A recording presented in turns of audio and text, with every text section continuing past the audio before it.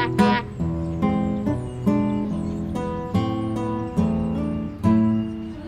is something a little bit different, and we're going to have one of my colleagues, Cindy Schulte, come up and speak. She is our Governmental Affairs Director here at Iowa Valley Continuing Education, and actually for the district as a whole. And so we thought it would be really appropriate for her to come up today because she's worked a lot with Senator Sodders, our speaker today. So I'll let her talk a little bit about him.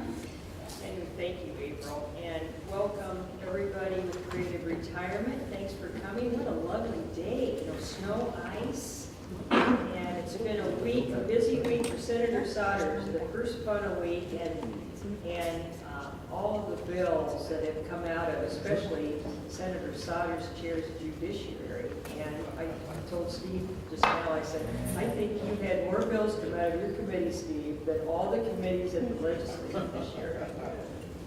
But anyway, welcome, and thank you for coming, Steve, and Jeff Hutton from the Times, Marshalltown Times Republicans here too. And most of you, if you know Steve, Steve just announced, Senator Sodders just announced he's running for re-election, his third term. Is that right, Steve? That's right. For those of you that don't know Senator Sodders, I will tell you, nobody is perfect as he is perfect to lead a delegation to go to Cuba as Senator Sodders. He is the perfect one to lead the delegation to Cuba. And as our senator, I will tell you that he works hard for us. And one night in State Center when I was getting my hair done, Steve knows this, I saw this white SUV go by Gary's Barbershop going at a fast rate of speed. And Sodders stickers were all over this car, this white SUV. And I said to my hairstylist, I think that was the Sodders kids. Might have been Adam at that time was driving, and sure enough, there were yard signs in the back, and I said, the Sodders children are hard at work tonight for our senator. He still hates me for that. Yes, I can relate. But otherwise, Senator Sodders represents Senate District 86, which is Marshalltown, West Marshall, East Marshall, South Tama County. Did I say West Marshall? All of Tama, all of Marshall, all of Tama, and Blackhawk. And LaPorte City. LaPorte City. Is always on there too. And so he'll be running for his third term in the Iowa Senate. We're very fortunate to have Steve in the legislature because he serves in the third highest ranking in the Iowa Senate Pro Tem, which is, right under your majority leader and Senate President. And some of the committees Steve serves on have been very, very key to this district because he not only chairs Judiciary, you used to chair Economic Growth, but thank goodness you're still ranking member, which is important for your trip to Cuba. You're on Commerce, and I believe Agriculture, and some others, which are, again, very important to our region. He currently is a deputy Marshall County Sheriff's Office, and you've done that, we're close to 26, 27 years, I believe. Yep. Working hard on the weekends doing that. And our college gave him an honorary doctorate several years ago for our college for his hard work with supporting our community colleges. And you have an associate degree with Iowa Valley, and actually, Steve, I think you're the only legislator that has been to DMAC, Ellsworth, Marshalltown Community College. So if anybody knows our business, you do. And with that, ladies and gentlemen, I introduce you to Senator Steve Sodders. Thanks for having me. And Cindy said I'll be going to my third term, and it's an interesting place. And I sit on Veterans Affairs. I've been on Veterans Affairs the entire time I've been in the Iowa Senate. I am the only second non-lawyer to chair Judiciary in the Iowa history, so that's pretty cool too. But I do continue to work as a deputy sheriff even when I'm not, or while we're in session. So out of session, I go back full time. In session, I work about 10 days a month. This weekend, I have this today. I meet with teachers tomorrow at a meeting, and then Sunday, I actually work for the sheriff's office. So I try to get, I don't get many days off, but this was a great trip. Carlos Portes, which some of you probably have heard of and or met or know, also was a part of this trip. He's feeling under the weather today, so or else he would have been here to sort of help me tell you about our trip. And Carlos was the main person who got this going, really. And so, quick little history. Back in December of 2014, President Obama had some prisoner trades with Cuba and then announced that he wanted to try to open up normalizing relationships. From that point on, which Carlos was involved with, he got with me and said, we need to try to make Iowa first. Try to get, let's see if we can make those connections with the Cuban people and the Cuban government first. So from January of 15, clear through the session, we worked on that. And one of the first things we did was a resolution out of the Iowa Senate, Resolution 6, I believe it was. I'm not maybe sure, push the right buttons here. Resolution 6, which said Iowa is open to trade and do stuff with Cuba. Cuba, one of their biggest things is agriculture. We, of course, are number one in almost every agricultural area. So, quick bits about Cuba. There's about 11 million population, between 11 and 12 million population. There were 2.25 million people in Havana itself, and gets rural, and there's a couple other larger towns. They have a 78.2 life expectancy. And partly because they have very good health care. It's a universal health care. Everybody can go in at any time you're sick, you get health care. And in fact, one of the things we learned was their infant mortality rate is so low it's almost zero. I mean, that you could almost say it's not quite that, but it's almost zero because they have such good health care. The area, as you can see there, arable land, literacy rate 99.8. They were very educated people. There's just not a lot of jobs. And so that's part of why we went there, is to see how we can sort of tie in with Cuba. And that's one area they're looking for. So, and I'll get into that. 121 billion per capita, 11,000 roughly is what people make. And you can see Iowa to U.S. There's Cuba if we laid over a map of Iowa. So it's pretty long, right? We go clear into Nebraska, all the way over to Indiana. And that's how long the island is. It's not all that wide, but that gives you some idea comparable on land and what they have for ag land and cities and whatnot. So our delegation, going back a little bit, our delegation first, when we first tried to plan this trip back in August of 2015, we had probably 30 or so people going. We had several legislators, and we had several groups, and not all the groups could actually make it to the trip we actually did. So in August, one of the things that happened was, and I got trumped by the Pope. The Pope was supposed to come into Havana on September 6th. We were supposed to go to Havana on August 26th, around there, and the Cuban government said, we're so inundated and we're trying to get ready for the Pope, and we have to do all our resources are for the Pope. So they asked us to move our delegation, which we did because the Pope's more important. And then, of course, the Pope moved his trip to September 18th. And we had moved ours to October 1st, which did not work either, if you look at how that works. So we were able to finally get in there basically the first week of January of 16. We were there for 4 days. We left, you have to have a little leeway because every flight going to and coming out of has to be approved by somebody in their government after they look at the manifesto. So you might say you're leaving at 1, you're not leaving at 1. You might leave at 5. And that was the same coming back. So you had to be flexible. This whole trip was about flexibility. So Meskwaki Inc., they have an economic development on the tribe. So it's separate from the tribal council now, and they have a completely separate arm that is looking to diversify the Meskwaki tribe income. So they've got the hotel, they've got the casino, but they also know that's not nearly going to be enough over time.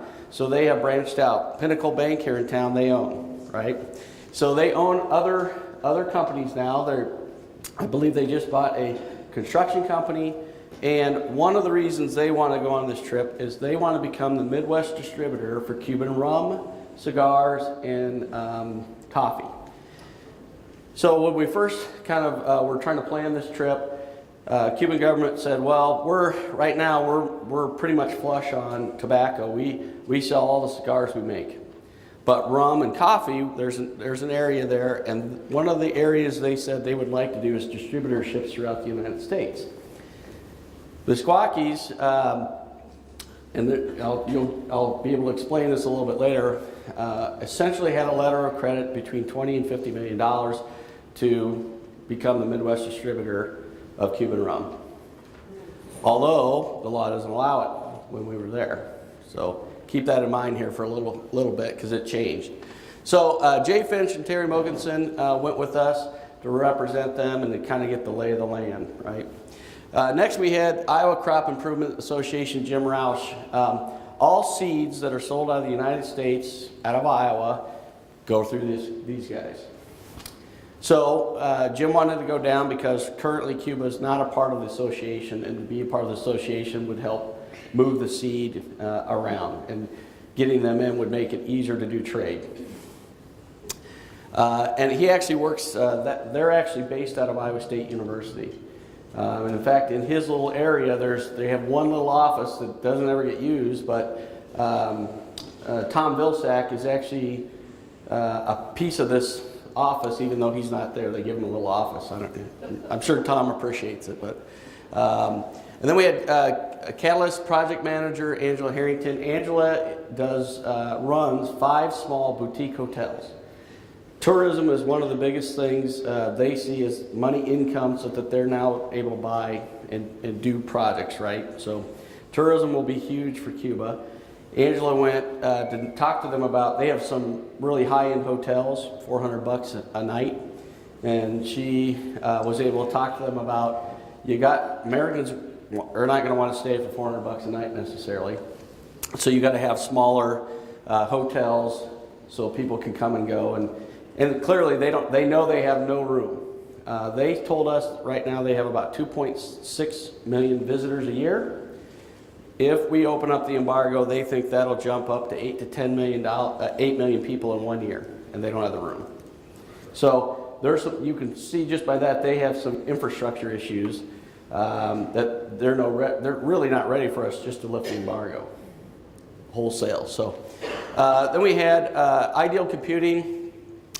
Technical infrastructure was Laz Diaz. He actually works for some of the top 25 tech companies, including Google, Facebook, Microsoft. In fact, after this trip, he had to fly out to Seattle to work with Microsoft. And again, his part of the mission was, A, he's friends with Carlos, but B, he wanted to work with them on, we have to build your infrastructure up, and part of that is the technical computers, internet, all those things that you really don't have yet. We have ASUS Computers from Taiwan. Daniel Yi, he works in South America unit. ASUS is interesting because the Cuban government said we need computers. We don't have enough. Our people need them. And I actually went to Taiwan last year as well, and I was the lead delegate on a Midwest delegation to Taiwan. We toured the ASUS computer factory, talked to their COO, CEO, and that's who I contacted on this trip. Said, hey, we have such good trade agreements with Taiwan. Would you send somebody with me? And he said, sure. So Daniel was able to actually, in fact, Daniel was actually to meet with a few extra people outside of our delegation to work on how they can maybe trade and buy and sell computers. And of course, Jeff Hutton, who's here with us today, the Times Republican. Jeff spent every dime out of his own pocket to go. He thought it was an important trip. And of course, you've seen his articles as well in the paper, some great articles on Cuba. And they really appreciated Jeff being there. Part of it for them is media attention, right? Positive media attention. And so they were appreciative of Jeff being there. We showed them some articles. And In fact, they've asked him to try to get the Iowa Newspaper Association and other media folks from Iowa to go back. So, and I'll let him, he's been working on that, so. Give Jeff a hand. Yeah, give him a hand. Now, you can't write on that part in your article No, today. that's the most important part of this. So this is it's a little hard to see up here, I don't know, but this is the Ministry of Foreign Trade and Investment was the first meeting we had. And again, like I said, we had to be flexible. So when we arrived on Monday evening, all went out to dinner as a delegation. We met with foreign ministers of affairs, which is really their sort of, FBI or whatever. They met with us at the hotel to go over the itinerary, and they were to set up the itinerary for the rest of the trip. So again, we had to be very flexible. We weren't sure exactly necessarily who we were meeting with. So, so the next morning, we went to the Foreign Affairs office, and both the gentlemen that were supposed to be helping us were clear across the country because the governor of Virginia, McAuliffe, was there signing a deal on education. So I'm at a building now that the two guys I'm supposed to meet with aren't there. And so it was a little hairy at first, but we ended up getting in with the minister. She's sitting, I don't know if this has a little pointer or not. She's sitting right there in the middle next to the gal in the pink. She is the Minister of the Trade and Investment. So she's the top person. It'd be like meeting with Vilsack with USDA. And then she had her staff with her to talk to us. And you can see some of the folks with us on our side. And that's how every meeting was set up. They sat on one side, they had us set up on the other side. Every time. So essentially what they said is the government has come down with a new economic model for the country. They understand that they have to do better by their people and that they have to get investment. They're just not going to do it without that. A little bit of history there too is that, Russia was helping them, but we have embargoes on them and things aren't going so hot. Venezuela came in, but Chavez passed away and oil prices are down, so they're not really helping them. So the closest place to give Cuba help really is us, right? And they know, they see that, they know that we're the strongest player in the region.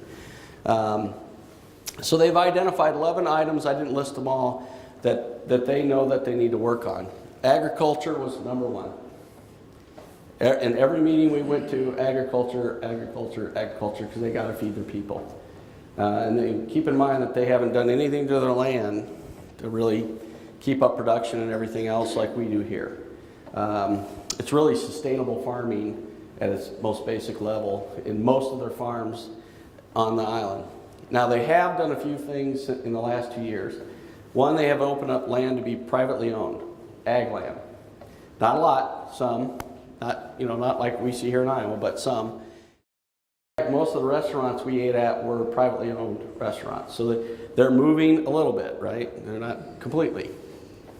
Investments in infrastructure and manufacturing. They really want us to bring business and industry back from Iowa. They talked about aluminum, wind energy, manufacturing, but really almost any kind of manufacturing you could think of, because they want to put their folks to work and they want to have them make more money. And I really, kind of after talking to them, I really think they're looking at the China model. So there's still going to be communist central government, but China has sort of embraced some capitalistic ideas on how they're doing things, and I think that's probably the way, that's the instinct that I got that Raoul's probably going to go. Solar and wind production was interesting. They brought up, because of all the oil prices and in fact Texas was there maybe 2 months before us, wanting them to buy Texas oil. And they know it's expensive, so they want to try to go to some renewable stuff. I said, well, 30 minutes from my home, we've got a Newton wind factory that makes all this stuff. And they're like, really? I said, yes, come to Iowa. You'll be able to see all this stuff. So tourism again, just not enough housing. They have spots already picked out in different places that they will eventually probably get to where they're going to sell land and build. Now, we got the impression they would rather work with smaller players and not necessarily your Hyatts and because there's, you know, they want to control more. And if you start working with the big players, they're going to want more control. Telecommunications is huge. The president last year also was able to open it up so telecommunications and infrastructure could go into Cuba. So they have hotspots now. In fact, at our hotel, you have, for 1 hour of internet, Wi-Fi, it was $5 of their dollars. But $5 of their dollars for the regular Cuban is 1 to 24. You know, so $1 to 24 pesos. So on a regular Cuban, 5 times 24 is what they have to pay for 1 hour of internet.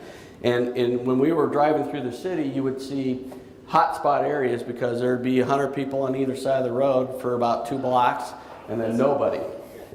And our driver said they've saved up their money to get a hotspot, and they'll sit here until they use their time up. So that was pretty interesting. But even for us, we had to pay $5 an hour at the hotel. And it's time, so you plug in a little thing and it comes up on your phone. You have 59 minutes left. You have 58 minutes. So the other thing that happened from this, and wisely the president had this going first, because we want to get more information like everything else. We want them to see how Americans live and get information and all that stuff. So Sprint actually, I don't know if he's owned Sprint or if he's the CEO. You remember this? CEO of Sprint is a Cuban American. He actually went into Cuba and has already signed a deal. And so if you have Sprint service, you can actually use Sprint there. I mean, you got to hit a spot, and there's not many towers, but that's the first thing that's happened since this particular thing went into effect. New economic model, need for direct investments into the country. Credit extended, and they want the embargo lifted, but they also need credit extended. And earlier I told you a little bit about the letters of credit. You couldn't even do that really. You can't work a deal with a bank in Cuba to do investments. Because of the embargo, and they were on the terrorist watch list, which they're not anymore, the only way you could get something to Cuba is they had to pay for cash up front before it left the port, or it could get there and you had to then get the money before it could be offloaded. So by extending some credit, they can actually, it'll be like every other country we deal with where they get some credit, it can go, it can be offloaded, and they can pay as you go. So it'd be some credit. They were big, our delegation was different than I think most of the delegations. In one of the meetings we had, they said, Texas was here about us buying their oil. We had New York was here, and JetBlue, and MasterCard, and Gulf was there for education. And I said, well, how many groups have actually come here asking to trade both ways? We want you to obviously come and buy our ag stuff and come and see our wind stuff. But I said, I've got, Meskwaki Inc. here wanting to spend $50 million here too. And they said not a group yet had anybody to actually buy their stuff. So that set us apart a little bit. And that's Meskwaki Inc.'s proposal to invest and distribute in the United States. You commented that they're back to basic agriculture. Maybe they could provide all the special produce that has been not used for GMO and no stuff, but all that, just ship it up here, we'll trade them out. Well, and that actually came up in some of the meetings too, because they don't GMO, and it's really sustainable agriculture. And we talked about actually trying to get Iowa State agriculture students to go down and see how they're doing it. And because you're not going to see that very often, and that's how they're doing it. So that's a good point. We actually talked about that. Jim Rouse with ISU with the seed, he actually talked a little bit about that in our meetings. You're trying to get good produce that's not been touched by anything. Well, it's not been touched. Yeah, yep. Did someone have their hand up over here? I did. I was in Cuba in December, and I studied a lot about it.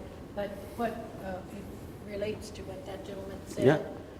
They have the organic produce because the land hasn't been fertilized. Mm-hmm. And that's why they have this pristine fruits and vegetables. Mm-hmm. And they do have wonderful food.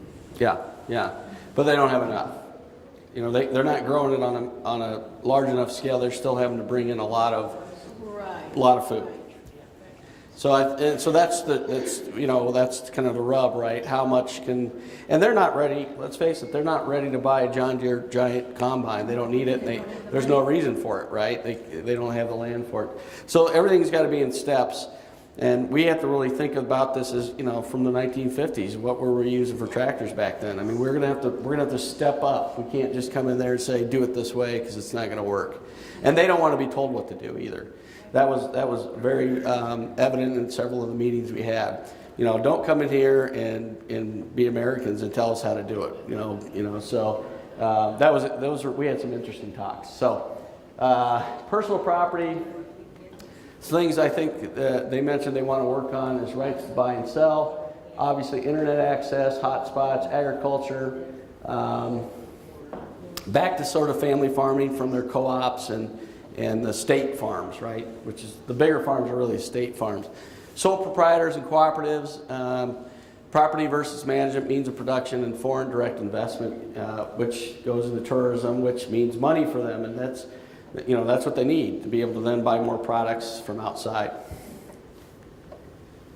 So this here is a picture. We're actually giving this to the Foreign Ministry and Trade and Investment. Minister that's a certified copy of the resolution from Iowa Senate.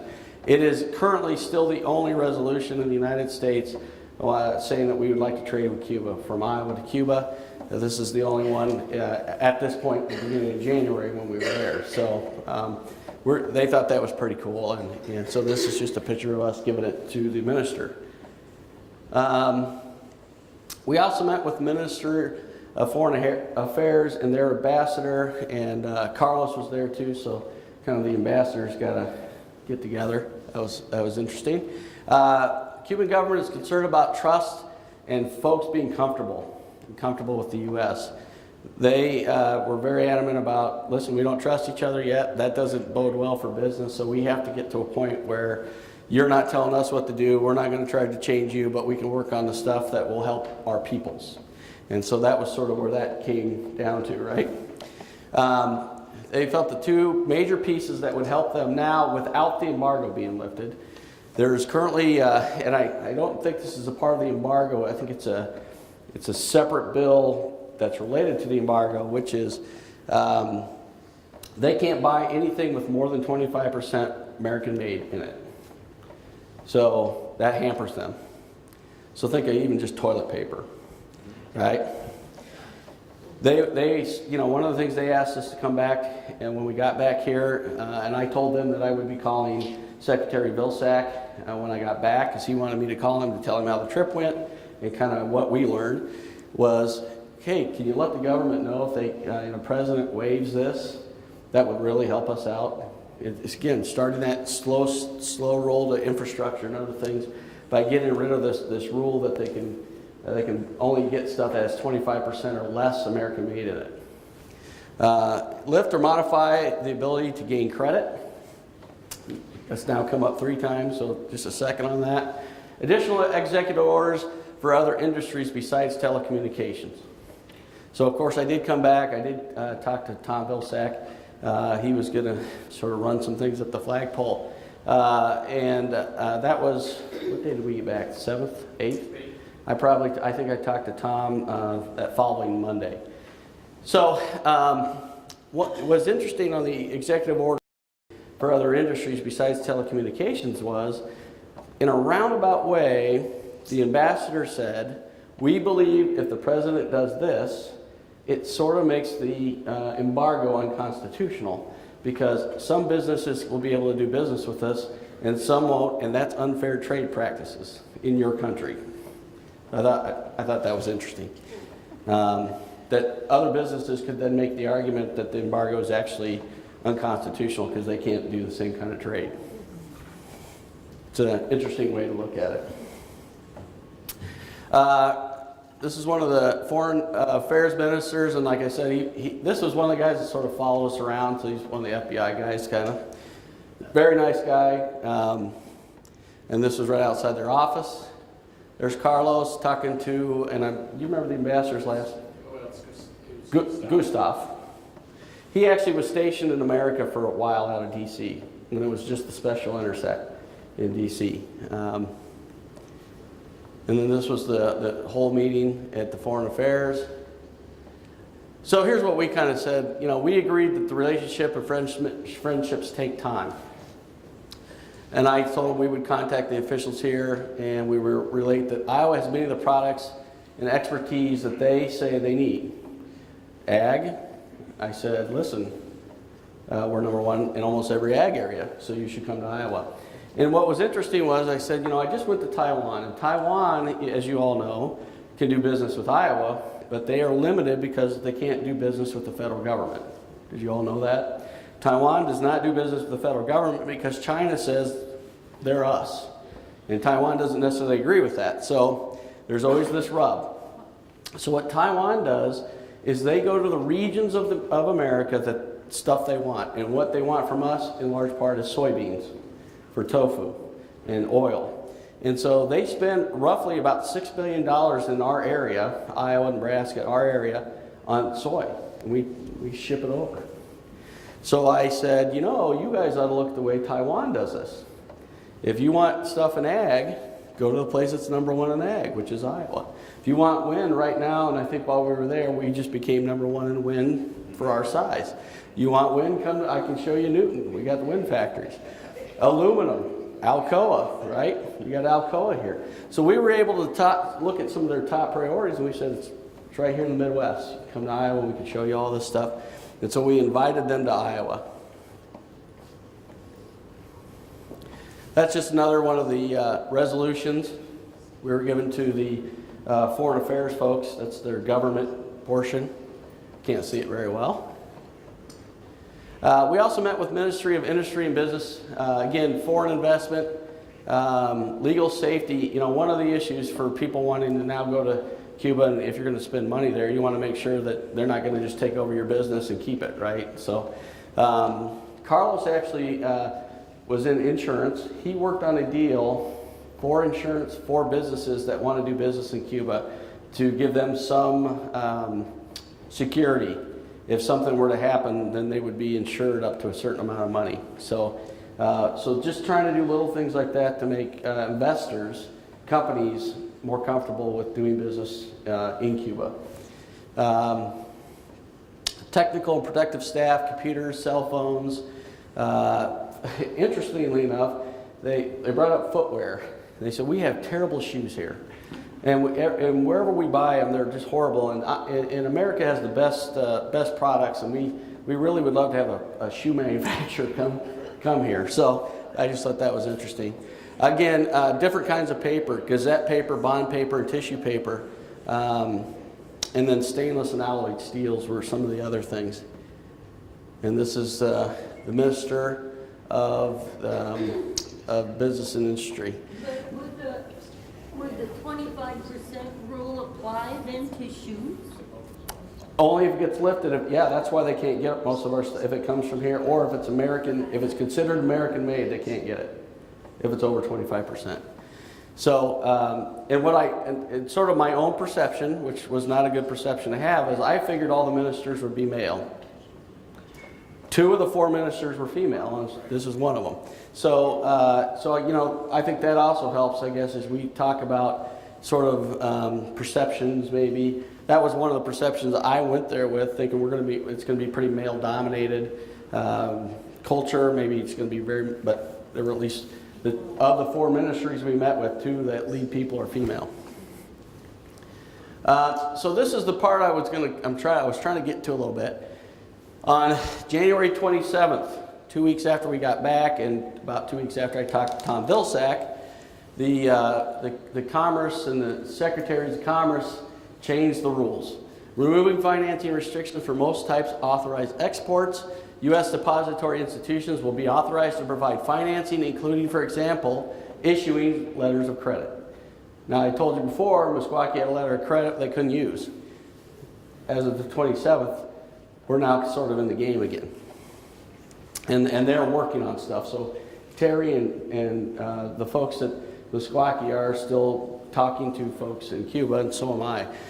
Payments of cash in advance, sales on open accounts, financing by third country financial institutions or U.S. financial institutions. This is a rule change. So 2 weeks after we got back, the U.S. Commerce put this in effect. So that's now the rule. I bet they were impressed. I don't know if they're impressed with me, but I'm happy it happened. Yeah. I probably had nothing to do with this, but I think it's really cool that these were some of the sticking points. These were some of the things they said they needed. We said we'd talk to folks back here. I'll take credit if they'll give it to me. And if you go to their website, this will be one of the things on the website. You can actually read. This is only a piece of it. There's a whole section on what they did as far as Cuba's concerned. So one of the other meetings we had was the Chamber of Commerce. They have one Chamber of Commerce for the entire country. This is the guy sitting across from Carlos is the head of that chamber, and this is more just a kind of an interesting meeting because they're limited. He knows they're limited, and in the rural areas, there's probably not a whole lot of Chamber of Commerce stuff going on. It's really in the big city. That's why he's in Havana. That's just another picture. That's kind of a good picture of my delegation that was there. And then I wanted to talk a little bit. One of the days we were on our way to one of the meetings, in between meetings actually, we went to the Plaza del Revolution. We were actually driving by it. On one side it says, I can't read, I don't know, anybody Spanish? Well, we got Spanish. There we go. Fatherland or death is at one end of the plaza, and at the other end, which means we will overcome. And that's right by the U.S. Embassy. So, of course, we were like, hey, bus driver, can we stop and get out and check this out? I want to get pictures of the embassy. So he does. And it's kind of long. It's right by the ocean. It's pretty neat. And right at one end of it is the wall of flags. Now, we were there and there was only one flag, and in part because when the U.S. was in Cuba prior to us opening up the embassy, it actually was the Swiss embassy. That's the only reason we were there, because we were under the Swiss flag. But the U.S. government would put things at the top of the building like "Come to America" and "America's great" and all this stuff. So the Cubans put up all these flags in front of the embassy across the street and put flags up so people couldn't read what the... So I thought that was pretty... And I guess now there's not much reason to do that. And they don't have signs up there anymore. Top picture is the U.S. Embassy, and as you... In between, there's a street in between. They don't let anybody drive on it. It's blocked off, and there's guard checks everywhere. And we were kind of taking pictures, and I decided, well, let's see if we can get into the embassy. What's going to happen? And everybody thought I was going to get arrested, but we actually got in. So we walked up, and the Cubans actually guard the embassy. So came in, gave them my passport. One of them took my passport, which I was not comfortable with, but went inside, and a gentleman came out. He was a diplomatic security officer. And does anybody know James Hewlin? James Hewlin? James Hewlin is a diplomatic security officer, used to work for the PD here, a good friend of mine, and he's currently in Ukraine. He was a student of mine. Okay. Currently in Ukraine, and he's the head of the Ukraine diplomatic security. So this guy was similar to what James does, okay? He's from Texas. He came out and said, well, where are you guys from? And I said, well, I'm from Iowa. We were just driving by. And, we're kind of be the first ones to be able to get into this embassy. And he said, well, normally you have to set up 2 weeks in advance to get in, because we have, in fact, I think, was it the Frankfurt, Germany group that was in there when we were there? Yes. So there was a German group that they were showing the inside of the embassy to. And I said, listen, we got 10 minutes. I got another meeting to go to. Give me 10 minutes. Yeah, okay. So we went in through the gates, and you could see us in front of the U.S. embassy, and then we got inside. And the cool thing, so I'm going to tell you a little quick story. In the plaza along the road, there's a statue and what's the word I'm looking for? It's the USS Massachusetts. Oh, the USS Maine. Maine. Oh, yeah. On top of the USS Maine was a big giant bronze eagle. The first one got knocked down in a hurricane way back when, and so they put up another one, right? Spanish-American War, all those things. The second one, Fidel had torn down after the revolution. And the story goes, at least the story that they told us here at the embassy was, the Cubans it took them a whole day to knock down the eagle.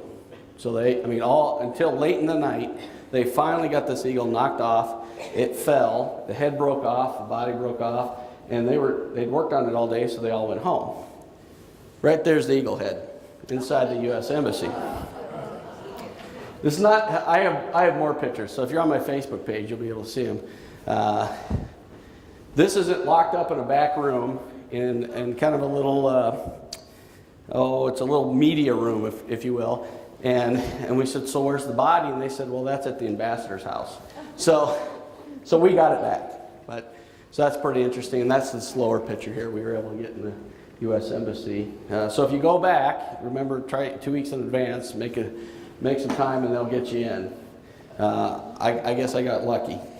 Although I did bring up James, and I knew him, and he was a security officer too.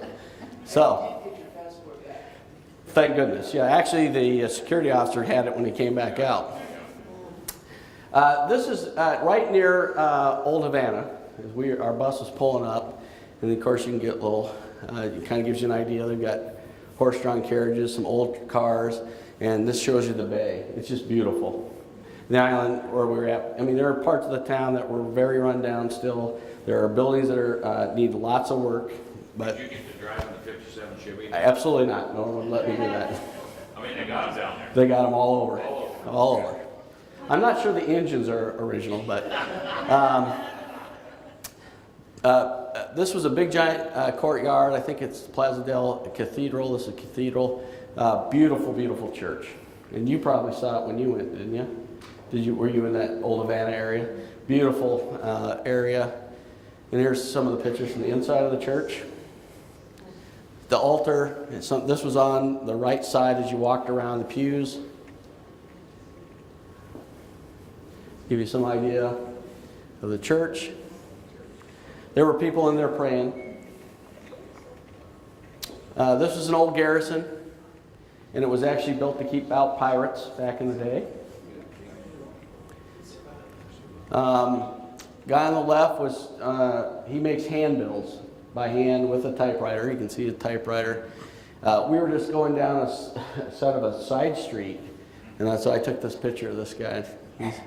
He's sitting there doing his work, and then this was in one of the buildings down in Old Havana. So you can see the architecture is beautiful, the Old Havana. We actually had both Jeff and I got scammed out of $20, but that's the way it goes. Very colorful ladies came up and kissed us on the cheek. We took a picture and said, now you have to give us $20. And we did, then we ran. So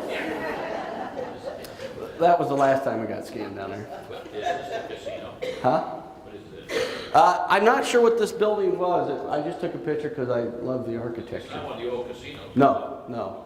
We did go to the Hotel Nacional, which had a casino in it at one point, and of course they got rid of all those, and that was a neat hotel. And then this was actually one of the more modern hotels, and this is where we stayed. This is the Malia Habana. It was a modern hotel. Couldn't really tell any different from an American hotel, but it was like $400 a night. Yeah. Next month, this is from the president. Next month, I travel to Cuba to advance our progress and efforts that can improve the Cuban people. So in March, the president will make the first trip in 88 years for a U.S. president to Cuba, and he's going to meet with Raul.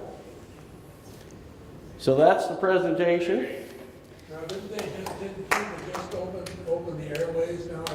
Yeah, and that's been in the works a little bit. JetBlue had signed a deal with them when New York had went down last year. JetBlue actually, it was kind of still a charter deal, but yeah, now there's going to be more open, and it's going to be less commercial flights. But again, what I would tell you, even because Jeff and I can tell you about the travel experience, their airport needs a lot of work. There's 2 airports. There's a bigger one and a smaller one. We actually flew kind of out of the smaller one.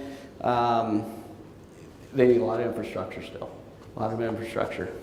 So, back to the internet, the hotspots that you used, was there good service? Well, we didn't actually use the ones that were around town. I mean, we saw them using it. In the hotel. Yeah, it was decent in the hotel. No different than here. Speeds maybe a little bit slower, but we paid the same price to have the hour. Full access? Yeah, yeah. And in fact, there were nights we would leave after we got done with dinner and came back to the hotel. We could leave the hotel. We could get in a taxi and take anywhere. In fact, the day that I showed you that we went into the embassy, I lost 2 of my delegates. They wanted to go see the other side of the plaza, and they went to the Hotel Nacional, and they thought we already went to the other meeting, so they just caught a cab and went down to Old Havana and had some drinks, and we missed them for a couple hours until dinner, and they came back. But no one ever stopped us from doing anything. We could go anywhere we wanted to go and do whatever we wanted to do. So their goal of having internet for all Oh, absolutely. That was one of the priorities. ought to be a goal in Iowa as well. Well, we keep trying.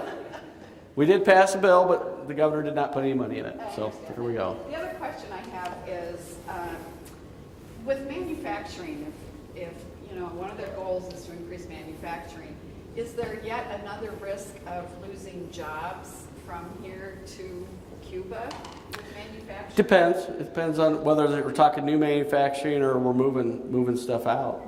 I mean, we have that everywhere we go. Well, I know. Yeah. And it's not good. No, not if you move, especially if you're moving lines from here to Right. down there. You're right. Much unemployment there? Almost everybody's employed. You're doing something. You're working. Most people work for the government. I mean, even they told us, even if you go to a restaurant or if you get in a cab, it could be a government worker that's going to go back to the government and tell them what you did all day. They all get paid. Steve, give them the example of our tour guide on the bus Oh. who was quite educated, spoke 7 languages, and was really a mechanical engineer by training. But there are no jobs. He said there's no jobs, so I'm a tour bus guy. 7 languages. Wife's a doctor. Says she made $40 more than the normal population a month because she's a doctor. And he was able. They actually get. I think they get free Wi-Fi at home because she's a doctor and has to be able to get out. But most people don't have that. So that So they, and again, very highly educated. Almost 100% of the people are educated. Steve? Yeah. Question on the education. So right away we were noticing the 99.8% literacy rate. Are there things that you guys are looking at to determine maybe what they're doing over there as far as education that's really working, that they have? Well, I can tell you off my head, right? One of the things that they do is they have small class sizes. They might have 2 teachers for 12 students. Per 12 students, I think is the number that I remember when we're there. So 2 to 12, we don't have that. We have 1 to 24 and higher in some cases. So that's one thing. I mean, you've got more teachers per student ratio, and again, not everybody goes to college either. You got to remember that. So you're educated to a certain point, but then some people get to go to college. How Yeah. are the schools funded, All government funded. Yeah, one of the things they said too, as far as energy, they're now they're taking a lot of their garbage and they're starting to just bury it and then use the methane gas to then use as energy. That was the other big thing for them, finding all those different ways to be able to use what's already there as energy, and that included the wind, solar, and then using the garbage for the methane gas. I don't quite understand how that economy works, though. I mean, if they all work for the government pays them, and they pay tax back to the government to pay their salaries. Taxes. Yeah. Still some taxes. And again, some things are breaking open. There's farming. They do have some trade. I mean, they're not completely isolated for everybody. They can work, like they do a lot with Canada, Canada, Brazil, China. In fact, the bus we were in was a brand new bus made from China. Yeah. Do you remember the name of your tour guide? Jeff will, because he's got Alejandro. Okay, because it was the same situation as our tour guide. But I wanted to say this about, the governor of just went down to Cuba to establish trade agreements. but I have a feeling he didn't do some of the things that your group did because Texas thinks they're a country. And instead of They're closer. But he didn't get anything. No, not much, other than they talked oil. Yeah, but the Cubans don't have the money because, you know, you were asking about salaries. Do you know that, you know, if you work for a government, you make $20 a month. And that's why you had this person with a civil engineering degree doing the tourism because they make more money. Yeah, The other with way- tips and everything else. Yeah, yeah. And the other thing we did, and I have to get a shout out to Meskwaki again because the Meskwaki Inc. folks actually spent about $2,000 to take the ministers out on a night. So we had a kind of a farewell on Wednesday night, and we basically closed down a whole restaurant. They made the food was phenomenal. They had a live local famous band come in that played, I think, for like $200. I mean, they wanted to do it. That was another, I mean, even though it wasn't a business piece of the trip, it was definitely a huge piece of the trip to have all the ministers come to our kind of farewell dinner. We treated them, you know, we didn't ask them for a thing, we paid for everything. And I think they had a good time. We were, probably 3 or 4 hours from start to finish. And you know, in the old days, you know, the kings of old always used to make deals over wine. So you sit down, you break bread, you drink a little bit, you have some fun, and then you make deals. And so I thought that was another huge piece to the trip that we were able to, it wasn't official, you know, everybody was relaxed, we were having a good time, and then you could talk about stuff and kind of break down some barriers. So I thought that was very important to the trip as well. Were you able to talk to each other in English or? Yes. Yep. And we had Laz, of course, Carlos, Laz, Hanny, Angela, that does the 5 boutique hotels. All of those folks spoke Spanish. And Daniel Yee with ASUS is their South America guy, so he spoke perfect Spanish too. So they actually, in some of the meetings, they actually would give their presentation in Spanish. So that was, I thought, the other neat part about our trip was we kind of had a nice mix in my delegation that we could also speak in their language. It wasn't just all English. That's great. All right. Thanks, guys.